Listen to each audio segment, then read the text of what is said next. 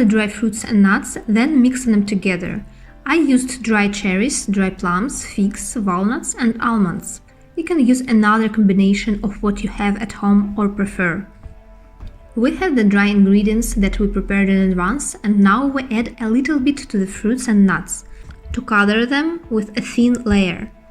We do this to avoid them to sink to the bottom when we mix them up with the dough.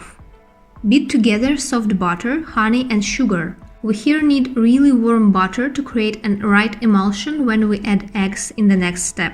The eggs should be at room temperature, so be sure to take them out of the fridge a couple of hours before, or put them into warm water for half an hour before you use them. I put cold butter on purpose to show you how a failed emulsion looks like.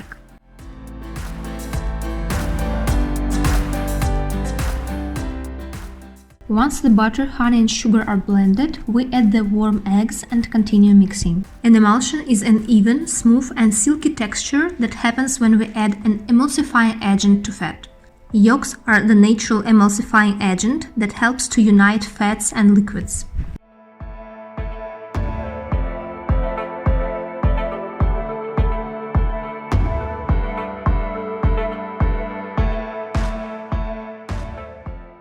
Here you can see the uneven structure that can completely ruin our cake. You can face it in your kitchen, so I'll show you how to fix it. First, put the bowl on the stove at low heat while mixing intensively. You can also put your bowl in preheated oven to 100 degrees or on water sauna. If you use my method, remember, we shouldn't let our eggs in the bowl get cooked, so we heat it really slow and mix all the time.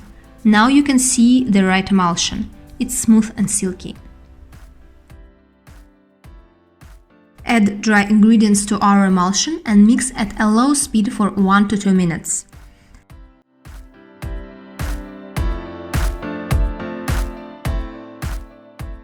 Add creme fraiche and mix until the dough is completely even.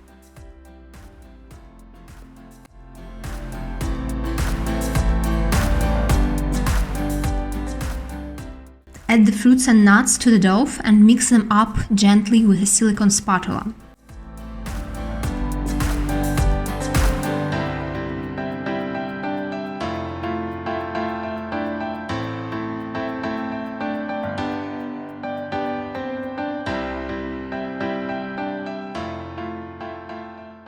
Fill your mold. I used a mold for half a kilo cake.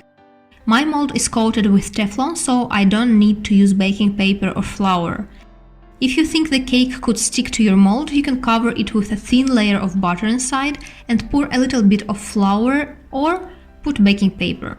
Put it in the oven at 160 degrees Celsius for about 30-45 minutes on the conventional heating mode.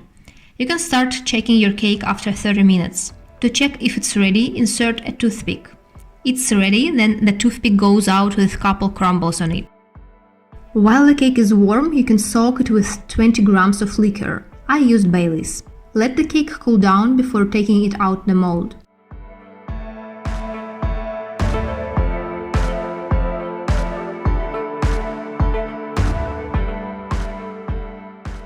While the cake is cooling down, we prepare the chocolate glaze.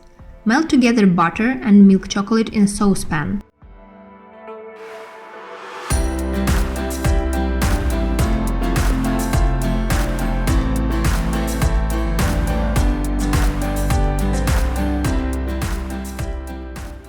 The working temperature of the glaze is about 30 degrees Celsius. We can measure the temperature of the glaze with a pyrometer because the glaze doesn't contain water. If you have a grid, you can put cling film under the grid, then to put the cake on the grid and glaze it this way. I used baking paper instead of the grid and cling film. Glaze your cake carefully and move it to the plate.